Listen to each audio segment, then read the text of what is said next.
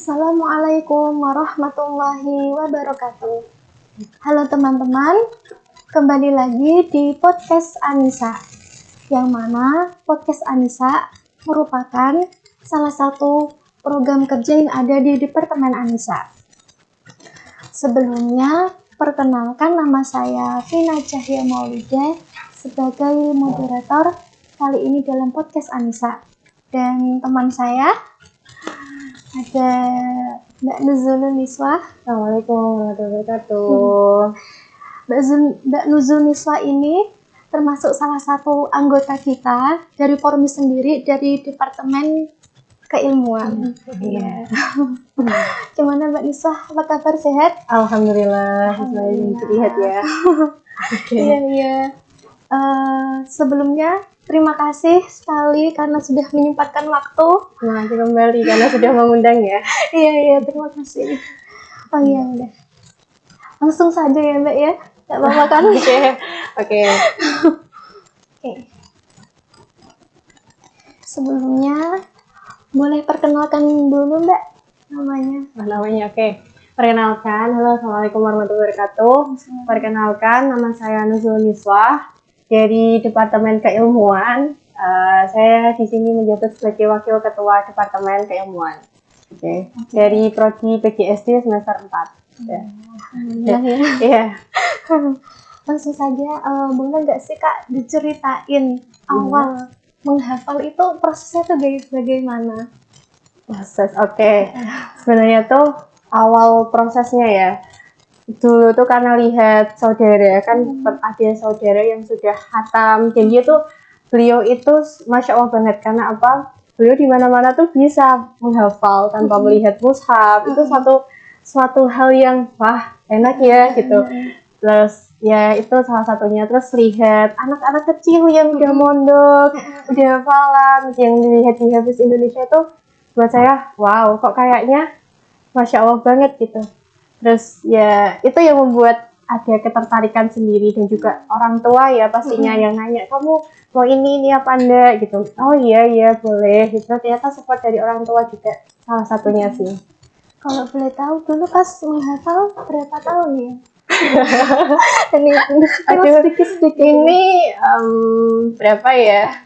Sebenarnya tuh dari MA aliyah itu udah ngafal, cuman ya masih ya gitulah, masih namanya juga remaja ya berarti 3 tahun 4 tahunan lah, 3 sampai 4 tahunan. Katanya kan ada yang pernah bilang kalau orang yang menghafal Al-Quran itu nanti di akhirat, ketika di akhirat itu bisa memakaikan mahkotanya. Nah itu sesuatu hal yang ingin saya capai untuk orang tua ya, walaupun di dunia belum bisa ngasih yang terbaik, mungkin someday atau nanti di akhirat bisa ngasih mahkotanya itu. Amin. Pasti kan kalau pas dulu menghafal Al-Quran sambil sekolah ya? Oh enggak, kebetulan enggak. Waktu SMA-nya itu iya, cuman belum terstruktur gitu loh. Kalau yang di 3 tahun terakhir itu memang fokus untuk hafalan aja. Berarti pondoknya di mana dulu? Dulu di Meranggen, tempatnya di Pondok Pesantren Susul Fatimah. Ayon Meranggen. Meranggen itu mana? Meranggen itu Demak. Kalau yang tahu iya Demak. Iya. Lah caranya membagi waktu, pasti kan kalau pondok kan ada kegiatan yang sangat-sangat banyak pondok. Iya pasti. Ada kitabnya juga pondoknya. Ada. Itu gimana cara membagi waktu hafalan dan kitabnya? Gimana ya? Ya nyuri-nyuri waktu ya, nyuri-nyuri. Kadang merelakan waktu jam tidurnya untuk nambah, untuk beres. Jadi dulu itu waktu ada jam tidur siang, aku nggak pernah pakai untuk tidur. Karena ya mau gimana lagi kan, malu juga. Ya bukan malu sih, lebih tepatnya kayak aku harus bisa gitu. Jadi waktu tidur siang, yang lain pada tidur, aku nambah hijil buat nanti setoran sore. Terus waktu nanti buat setoran subuh ya, katakanlah habis subuh kan ada setoran tambahan tuh. Ya udah aku nambahin lagi buat tidurnya sampai malam. Kadang tuh biasanya tuh tidur sampai jam 2, bangun setengah 4. Iya, jam 2 malam tidur, bangun jam setengah 4. Itu udah hal yang biasa. Oh, kalau tambahannya berarti waktunya sore atau malam? Waktu nambah setoran. Nambah setoran. Nambah setoran itu ada 2 waktu. Setoran tambahnya kan 2 ya, 2 kali. Jadi di waktu sore sama pagi habis subuh itu. Jadi waktu nambahnya ya ambil di jam tidur siang sama merelakan di jam tidur malam itu. Curi-curi gitu. Iya. Kan pas menghafal Al-Quran pasti kan ada banyak cobaannya ya, Kak. Iya, pasti. Banyak sekali pasti ya. Pasti itu. Biasanya tuh ada kita kayak contoh ya, Iya. masuk ke juz 7. Iya. Nah, ada apa sih cobaannya? Iya, Biasanya pasti. Kakak pas menghafal dulu di juz berapa? Hampir rata ya. Hampir rata. Soalnya di sana itu kalau udah 1 juz harus ada simaan 1 juz sendiri kan. Nah, itu waktu udah selesai, udah gelondong lah, katakanlah gelondong 1 juz. Tiba-tiba tuh ada aja kalau wanita udah harus terus lupa. Terus kadang sakit sampai harus diopnam kayak gitu. Iya, pernah. Harus sakit berhari-hari. Jadi ngulang untuk buat gimana simaannya itu jadi gelondong, simaan kenaikan juz itu. Terus sih. Hebat ya. Aduh. Pernah nggak mengalami rasa jenuh atau ingin menyerah? Pasti. Itu udah hampir waktu juz berapa ya? Juz 12 kayaknya. Juz 12. Iya, juz 12 di mana banyak struggle-nya, banyak banyak kayak hambatan, iya. Hampir mau udah stop gitu, udah mau pulang aja, mau boyong lah katakanlah waktu di pondok itu. Udah mau boyong aja, tapi ternyata support dari teman-teman di pondok kan yang sama-sama ngerasain di juz itu. Akhirnya itu semangat itu kembali lagi gitu. Ya, alhamdulillah punya teman yang berarti itu kan kalau boleh tahu ya, nggak apa-apa kan? apa nih? Satu tahun itu Iya. dapat berapa juz? 1 tahun itu. Itu berapa ya? Nggak tentu sih, kadang kalau ini tuh kemarin 1 juz 10. 1 tahun 10 juz. Iya, 1 tahun 10 juz. 1 tahun Iya. 10 juz berarti wah cepet ya. Iya. Itu berarti nambahmu berapa halaman? 1 hari itu berarti hampir 2 sampai 3 halaman. 2 sampai 3 halaman. Iya, 1 hari. Karena nggak sekolah kan. Ya. Pikirku gini, kalau nggak sekolah ngapain aku dikit nambahnya gitu. Jadi mau tidak mau harus itu kan. Banyak lah nambahnya ya, walaupun nanti hasil akhirnya tetap murojaah gitu kan. Pas di pondok itu kan biasanya kalau ada pondok yang mentargetkan kalau sehari bolehnya nambah 2,5 aja. Di pondokku dulu gitu soalnya. Gitu, ya. Kalau di pondokmu gimana? Alhamdulillahnya tuh nggak punya itu yang penting kamu lanyah. Sebenarnya tuh dikit tapi penting kamu lanyah, kamu nyantol sampai ke hati gitu. Nah, terus ya walaupun dikit, tapi kalau misal nyantol kan nggak masalah kan ya. Tapi tetap nanti ada berapa, tengah gitu tuh masih ada tetap waktu dia dapat 5 halaman. Nanti ya juz berarti 5 halaman nggak 2/4. Oh iya. 2/4 nanti kita seperempat. Ulangi dari awal, dari halaman pertama sampai halaman kelima. Kalau udah dapat setengah tuh 10 halaman tuh katakanlah ya udah diulangi dari halaman 1 sampai 10 distorkan gitu. Satu gelondong. Iya, gelondong. Jadi dikit gitu. Walaupun dapat setengah gitu. Tadi hafalan seperti apa yang paling cocok untuk teman-teman yang mungkin ingin juga menghafalkan Al-Quran tapi masih terasa kayak ragu ataupun kayak terasa aku bisa nggak ya untuk menghafal Al-Quran? Metode apa ya? Juga bingung, tapi ya itu kan dari diri masing-masing ya. Caranya tuh pahami dirinya. Maksudnya kalau misal dikit nggak apa-apa, nggak harus cepat, nggak harus kamu 3 tahun harus hafal sekian, harus khatam tuh enggak.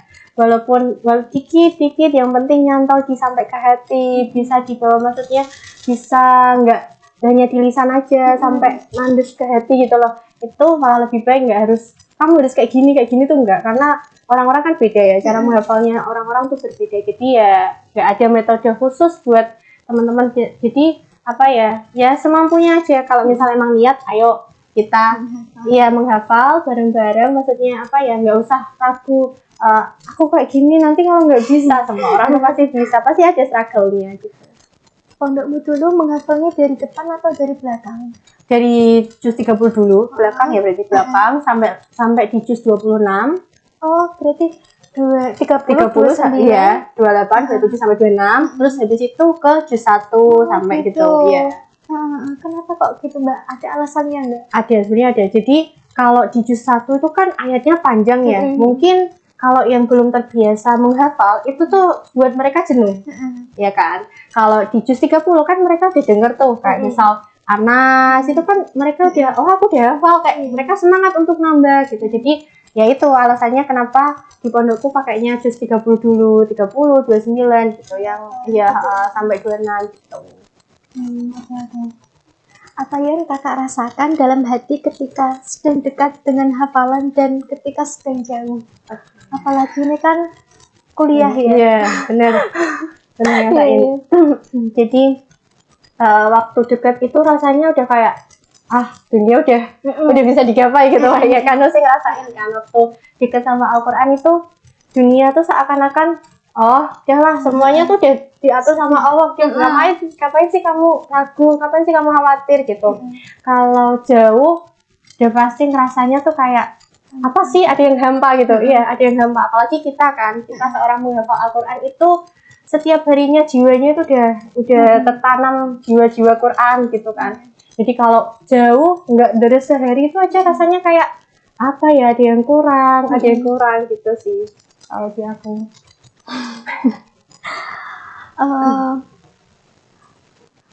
Pernahkah kakak merasa hafalan kakak hilang atau lupa?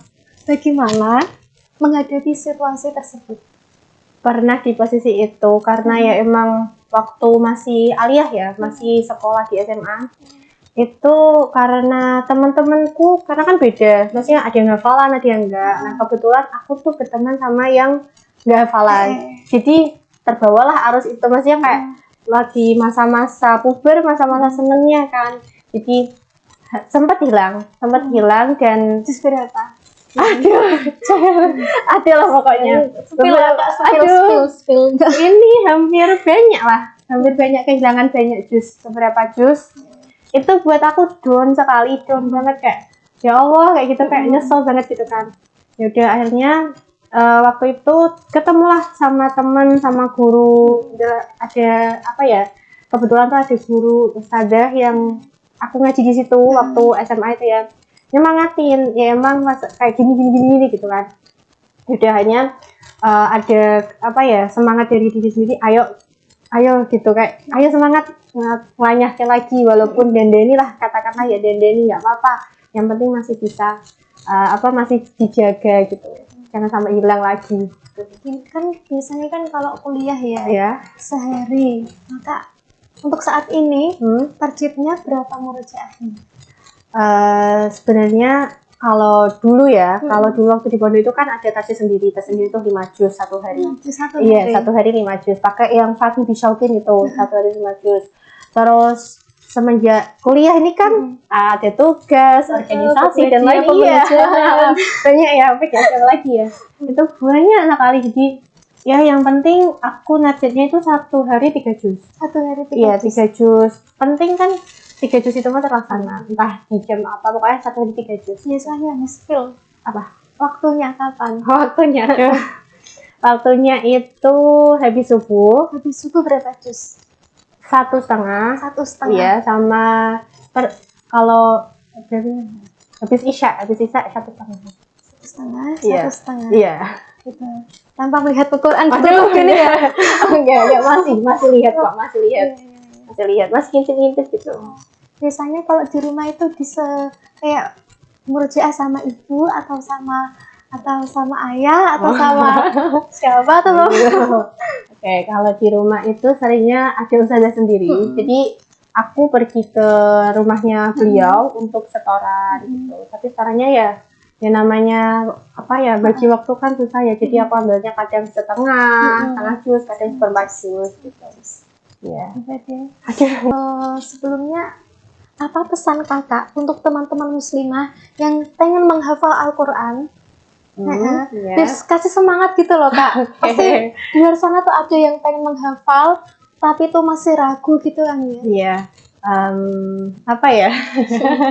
Jadi buat teman-teman semuanya yang ingin menghafal, yang ada niatan menghafal, nggak apa-apa, ngafalin aja. Jangan takut untuk apa ya?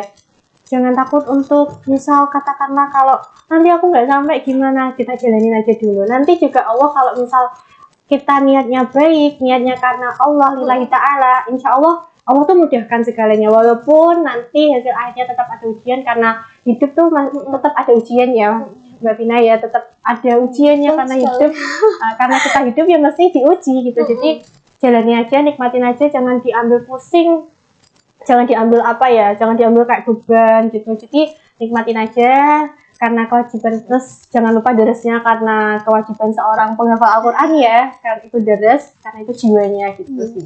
Semangat gitu. Semangat.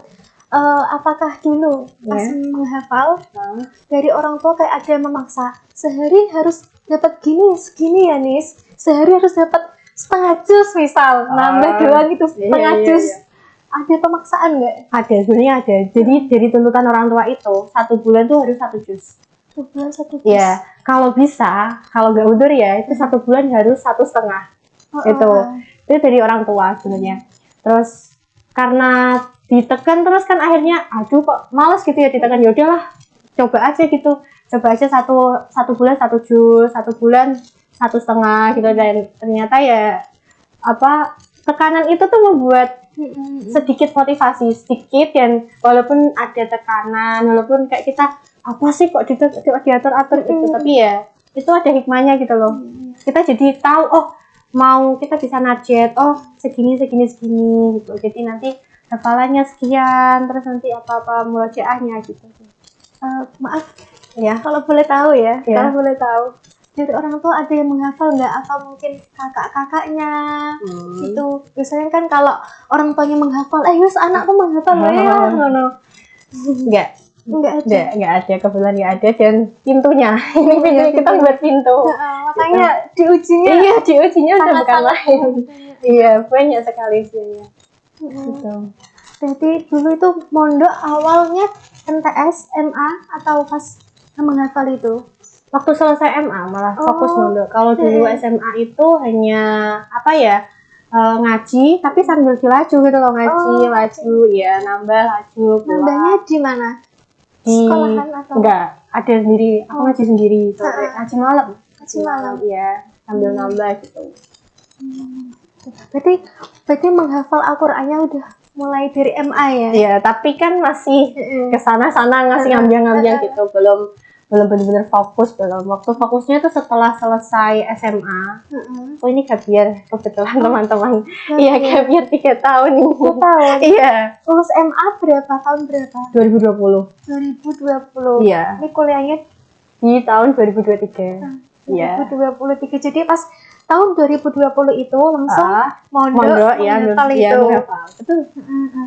Biasanya pas mondok itu langsung disuruh menghafal atau itu kayak membaca binador dulu, gitu. Binador dulu. Aku dulu binador itu sekitar 3 bulanan. 3 bulan? Iya, 3 bulan. Karena kan emang aku udah pernah, maksudnya waktu dites itu ngajinya, maksudnya udah bener lah katakanlah gitu, dan ternyata waktu di 3 bulan itu ternyata bisa hatam. Alhamdulillahnya ya udah langsung boleh lanjut gitu. Alhamdulillah 3 bulan deh. Dulu saya ya August. Berapa? 1 tahun aja. Pas awal malah jadi aku ya, nggak apa-apa, jadi aku ya, nggak apa-apa. Jadi aku dulu itu kan aku setelah SD langsung mondok ya. Dulu itu belum lancar membaca Al-Quran banget, masih tajwid-tajwidnya masih salah. Aku binandur itu 1 tahun. Binandur 1 tahun. Binandur 1 tahun, iya. Binandur 1 tahun, terus lalu jus 30 itu, jus 30 doang loh Mbak ya, 3 bulan. Oh, 3 bulan. Iya. Soalnya dulu memang bener-bener belum bisa tajwidnya. Ya belum tertata gitu ya. Belum tertata fasih-fasihnya gitu. Kalau aku istilahnya telat sih. Maksudnya telat. Aku mondoknya telat udah. Iya kan. Waktu udah lulus baru mondok, baru ambil mondok, dan apalagi di sekolah kan udah ada ngajinya, udah diajarin tajwid. Jadi tajwid itu udah melekat sebelum aku di pondok. Gitu jadi ya? udah alhamdulillah ya. Alhamdulillah ada di pondok itu. Betul sekali. Jadi dia bisa baca, dia tahu oh ini yang dikatakan apa ini tadi hukum tajwid apa ini tuh dia tahu, jadi ya gitu. Oh, berarti gitu ya. Kasih motivasi buat aku, Mbak. Aduh, ini Motivasi. motivasi Udah apa nih? teman-teman, buat teman-teman. Nah, sekarang buat aku. Motivasi apa nih? Ya, motivasi tentang semua ya. Semua apa ya? Tentang apa ya dulu nih ya? Tentang ya menjaga Quran lah ya. Menjaga Di Quran. tengah kesibukan dunia ini. Aku juga sama ya. Kita aku bukan motivasi, kita sama-sama introspeksi diri, sama-sama nyemangati diri ya. Waktu kalaupun kita sibuk ya tapi tetap tahu jadi diri kita siapa. Tahu tetap kita seorang menghafal Al-Qur'an. Jadi jangan kok enak-enakan kamu walaupun sibuk organisasi. Oke kan karena kamu sibuk organisasi, sibuk tugas, tapi tetap ingat kamu siapa. Kamu itu seorang penghafal Al-Qur'an yang dimana jiwanya itu ya deres, dimanapun kapanpun itu every time everywhere itu tetap kamu harus deres gitu. Jadi ya itu aja motivasinya pokoknya deres gitu. Pokoknya deres. Jujur, selama sehari loh Mbak. Ya. Kadang aku sendiri belum bisa kayak kamu. Kadang kamu kan menajat 3 juz gitu. Aku tuh belum bisa sampai 3 juz sehari itu belum. Jujur-jujuran lah ya. Sehari belum bisa tuh 3 juz tuh belum bisa Mbak. Jadi kadang ya umumnya orang bersubuh deres ya. Umumnya orang bersubuh deres. Langsung ada kegiatan maghrib gitu terus. Itu pun capek ya, tinggal capek-capeknya ya. Soalnya kadang kan kayak aku setoran. Aku fokus setoranku, enggak fokus ke yang rencana aku planningku untuk nyelesain satu juz berapa, satu hari berapa juz gitu loh. Kalau aku juga di posisi itu juga. Tapi aku ambilnya waktu di jeda kuliah. Misal kuliah kok ada jeda dikit, maksudnya tuh aku ambil buat deres walaupun katakanlah cuma satu deres. Enggak. Ini ya. Jadi waktu jeda kuliah gitu ya, jeda matkul masih beberapa jam lagi. Oke, aku gunain buat deres. Ya walaupun nggak bisa kayak di rumah, yang penting aku harus nanamin itu tuh harus jadi targetku 1 hari 3 juz gitu. 1 hari 3 juz, iya. 1 hari 3 juz. Aku belum bisa loh, Mbak. Itu karena apa ya? Karena emang ke bawah dari pondok ya. Waktu di pondok kan emang ada target 1 hari 5 juz gitu. Iya. 1 hari 5 juz, belum lagi nanti kalau kamu ada tambahan murojaah lagi itu beda lagi ya. Itu hanya deresan biasa, deresan per hari itu 5 juz. Belum nanti deres murojaah, deres apa, jadi itu udah ke bawah.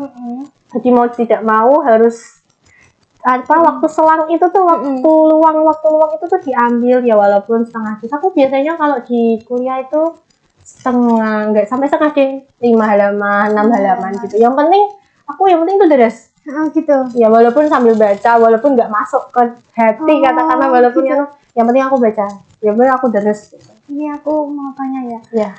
Aku tuh kadang resumen deres contoh juz berapa gitu. Ya. Kalau aku nggak kayak susah gitu loh, Mbak. Aku pasti mengulang. Pasti aku tuh pengen kok itu jadi jadi kayak targetku gini sehari gitu loh, Mbak. Aku tuh kayak mikir orang-orang tuh kalau juz tuh kayak gimana sih, aku penasaran gitu loh. Aku ya ada yang di posisi itu, tapi aku nggak itu dulu. Targetku dulu. Oh gitu. Iya, targetku 3 juz ya, aku harus 3 juz dulu. Nanti ya aku nggak tahu sih ini ke orang-orang gimana ya. Kalau aku gitu. Jadi di 3 juz itu dulu aku harus selesaiin. Entah itu tadi nyantol apa enggak, yang penting aku deres. Oh gitu. Iya, deres. Nanti pada waktu selesai setoran sama ustadzahku, aku ambil buat dandani di 1 halaman itu. Kadang kan ada orang yang pokoknya di halaman itu tuh harus lanyah gitu. Kalau aku nggak tahu sih. Kalau aku gitu harus dari satu targetku tadi itu udah goal, habis goal terus aku ngalihin yang belum itu, yang belum lanyah. Lanyahin itu. Gitu. Makanya sehari dapat 3 juz itu. Insya Allah. Enggak sih. Iya. Kalau boleh tahu, dulu kan pas menghafal Al-Quran apakah ada kayak cobaan entah ya pas di pondok di musim teman atau dihujat atau gimana pondok kamu dulu kan pengurus gitu ya. Iya benar. Apa ya, banyak, contohnya tuh banyak. Yang pertama itu opnam itu tadi, di opnam untuk berapa hari. Jadi untuk yang enggak opnamnya tuh adalah nggak di opnam di rumah sakit, nggak harus kawat jalan, tapi nggak bisa ngapa-ngapain, harus bed rest beberapa hari. Itu jadi kayak gimana ya, udah kepotong beberapa hari itu, terus dimusuhin sama temen karena manusiawi ya. Kadang ada orang yang suka, ada yang iri, ada yang suka, ada yang enggak, itu udah biasa, manusiawi banget. Terus sempat dimarahin sama wali santri juga, karena itu kayak apa ya, bumbu-bumbu lah, aku anggap bumbu-bumbu aja gitu sih.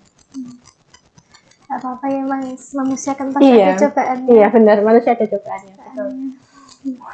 Kalau Mbak Miswah boleh menggambarkan Al-Quran dalam satu kata, apa yang akan kamu pilih dan kenapa kamu pilih satu kata itu? Oke, kalau disuruh milih satu kata ya, satu kata itu hidup. Hidup. Iya, hidup. Karena apa? Karena jiwa seorang penghafal Al-Quran itu kan memang hafalan seorang penghafal Al-Quran itu tuh hidup kayak apa ya, jiwamu tuh ya di Quran itu tadi. Kamu hidup juga, setiap nafasmu juga harus deres kan. Kewajiban seorang penghafal Al-Quran itu deres, mau kapan pun, mau dimanapun, pokoknya kamu berhenti deres tuh ketika kamu meninggal. Iya kan? Ya gitu. Jadi aku menggambarkannya sebagai itu, apa, penghafal Al-Quran, hafalanku itu sebagai hidupku. Karena apa? Karena kita udah memilih, kita udah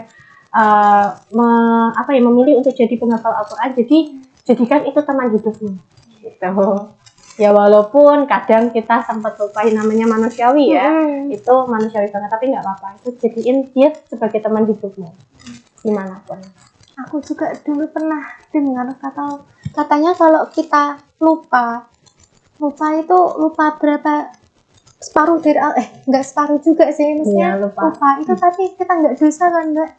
Kalau lupanya disengaja dan nggak mau ada usaha untuk dandani, mengembalikan, ya itu ya dosa, kita pasti ada dilaknat. Jadi Al-Quran itu bisa melaknat, bisa juga mensyafaati. Jadi kamu mau pilih yang mana? Kalau kamu mau pilih yang disyafaati, ya jadiin itu tadi teman hidupmu, jadiin kemanapun kamu berada itu sebagai pedoman hidupmu, Quran itu tadi. Ya Mbak Niswa ini juga alhamdulillahnya dapat dapat beasiswa tahfidz ya. Alhamdulillah, ya alhamdulillah. Ceritain dong Mbak, gimana kok bisa dapat beasiswa itu? Ceritanya gimana? Sini. Ceritanya ya lihat-lihat di postingan Instagram UMK, jadi iseng jalan daftar gitu. Dan waktu daftar ya dicoba aja lah, maksudnya kalau entah hasil akhirnya kayak gimana udah itu urusan belakang, itu takdir Allah, kesepakatan Allah kayak gimana, ya udah jalani aja. Kalau misal waktu ujian kayak tes gini ya udah jalanin aja, entah bisa jawab atau enggak itu udah urusan belakangan gitu. Berarti memang sebelumnya itu sudah ada planning untuk mau daftar ke sini buat beasiswa tahfidz gitu, udah ada? Belum. Iya, nggak ada. Pengennya dulu kuliah di sini atau di mana? Di sini janganlah ada, pokoknya ada, cuman kalau daruahnya Allah nggak ngizinin ke sana gitu, malah izin di sini, mungkin ya biar ketemu sama Mbak Vina ya. Mungkin salah satu itu ya. Iya, mungkin salah satunya itu takdir Allah biar ketemu sama Mbak Vina. Biar ada teman semangat untuk benar, sama-sama, betul, sama-sama saling nyemangati gitu. Dan alhamdulillahnya aku kayak berterima kasih sih sama kamu. Maksudnya semuanya ke aku kayak lagi down atau kepiye, kamu selalu membantu aku, ya selalu mengingatkan. Iya, sama-sama ingatin. Jadi kita itu sama-sama ingetin ya guys. Iya, sama-sama ingetin. Kalau boleh tahu pas pas dapat beasiswa tahfidz itu diujinya kayak gimana?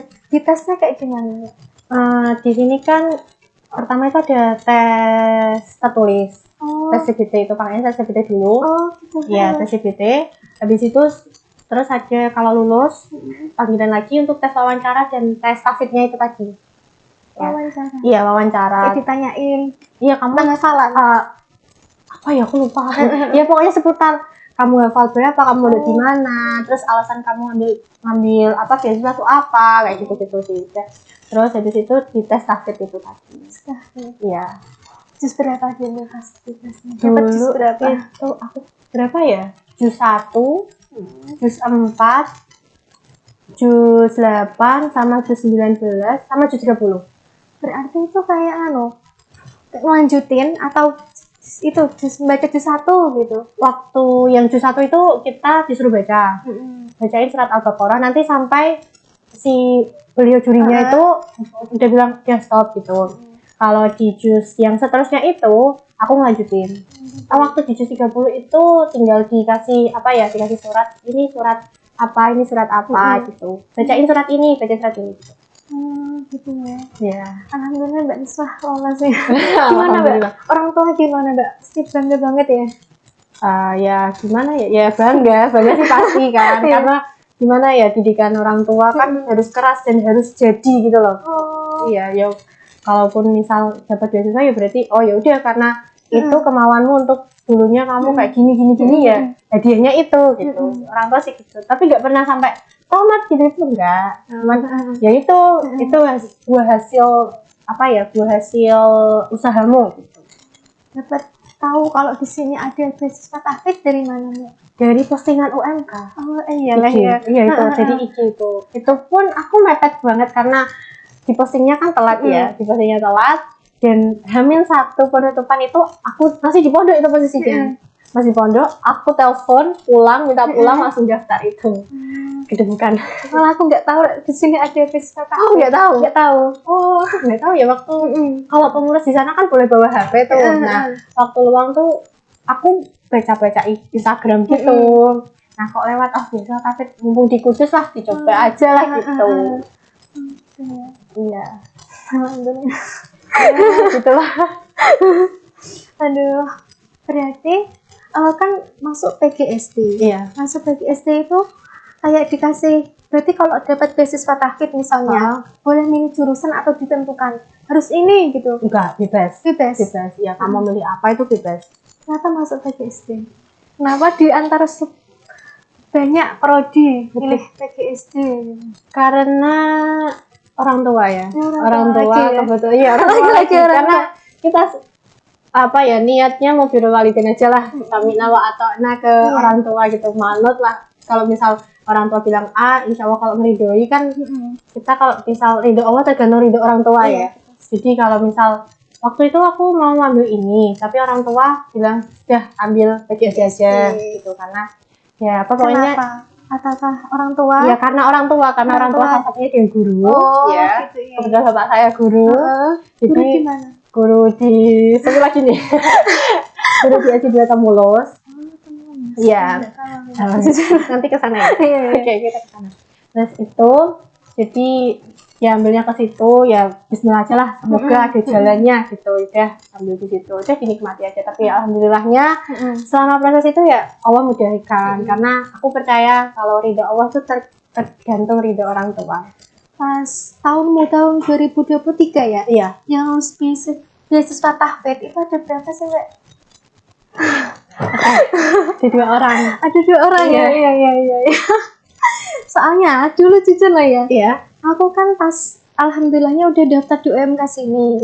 Terus aku lihat postingan loh, ternyata ada beasiswa tahfidz ya.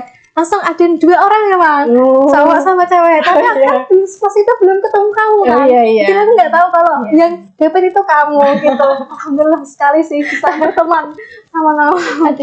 Iya pasti. Ya ada 2 orang. Kebetulan yang satu itu dari jurusan bahasa Inggris. Teman juga ya? Iya teman.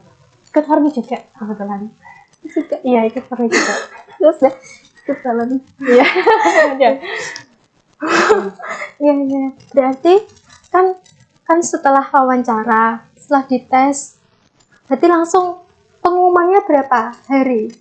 3 hari kalau nggak salah, 3 hari. 3 hari. Ya, 3 hari setelah Dapat pengumuman ya di itu dari IG atau di chat dulu, Di chat dulu? Iya, di Oh, WA iya. dulu. Habis itu langsung diposting di IG. oh gitu. Iya. Ya, Alhamdulillah. ya alhamdulillah. Iya. Berarti kalau program tahfidz ini ya Mbak ya, itu kok biasanya kalau berangkat ke kampus itu ada orang yang ngaji-ngaji. Iya. Itu gimana? Itu salah satu Programnya iya. Heeh. Jadi salah satu program beasiswa tahfidz itu ya ngaji pagi di Masjid Darul Ilmi itu setiap jam 7 sampai jam 8. jam 7 sampai Iya. jam 8. Iya. Berapa juz itu, Mbak? Semampunya aja sih, nggak ada. Semampunya. Tapi kayak berarti nggak ditarget ya? Ada. Kalau ini ada program lagi.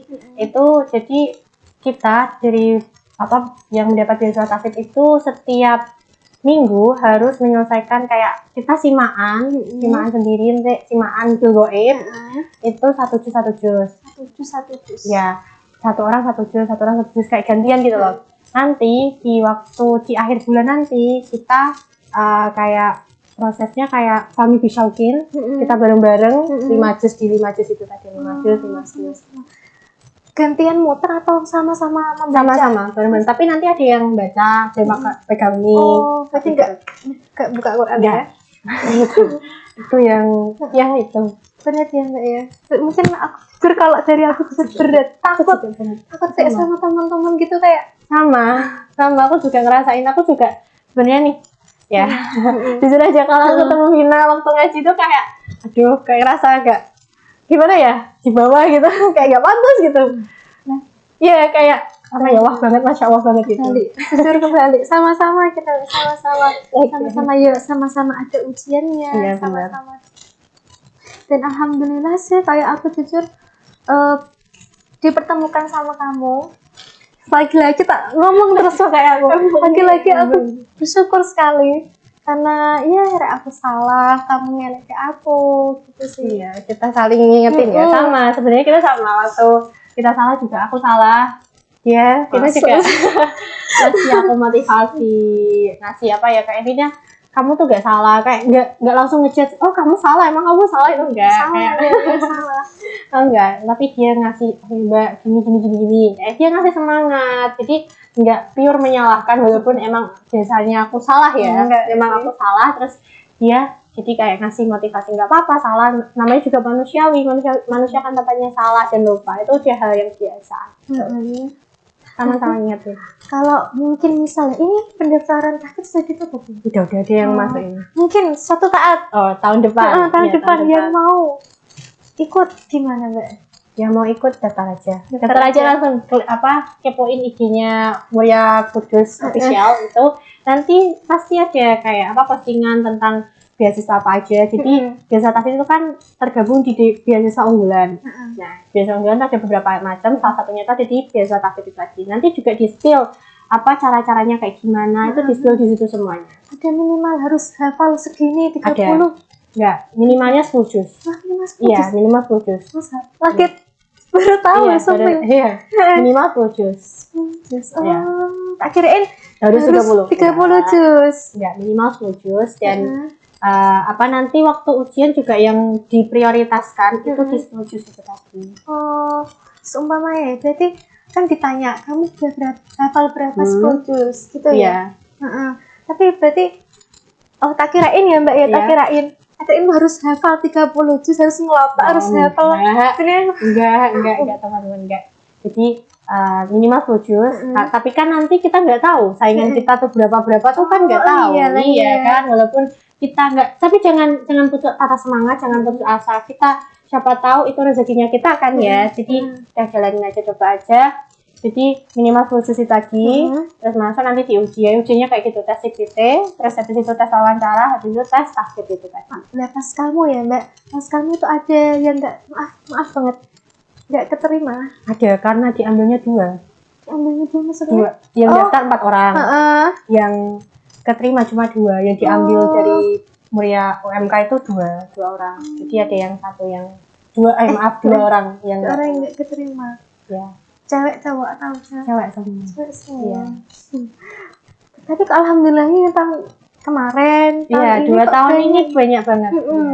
Alhamdulillah ya. Jadi Alhamdulillah. kalian kalau tahun ini malah lebih banyak lagi. Ini Tahun 15. ini? Iya, Oh, 15 orang.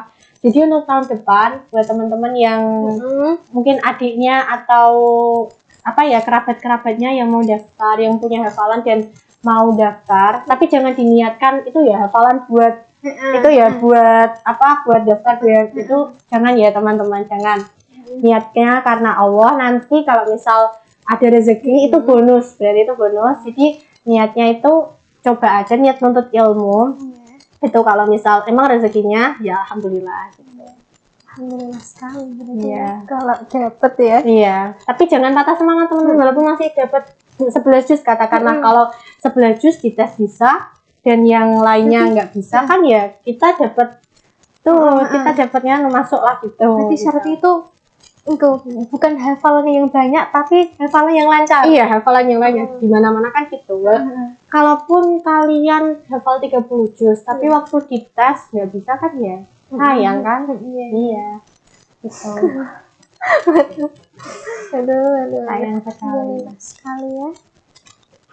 Sudah. Sudah. Oke. Ya. Untuk teman-teman, terima kasih telah menonton podcast Anissa kali ini. Saya Vina Cahya Maulida kali ini pamit undur diri. Assalamualaikum warahmatullahi wabarakatuh. Dadah.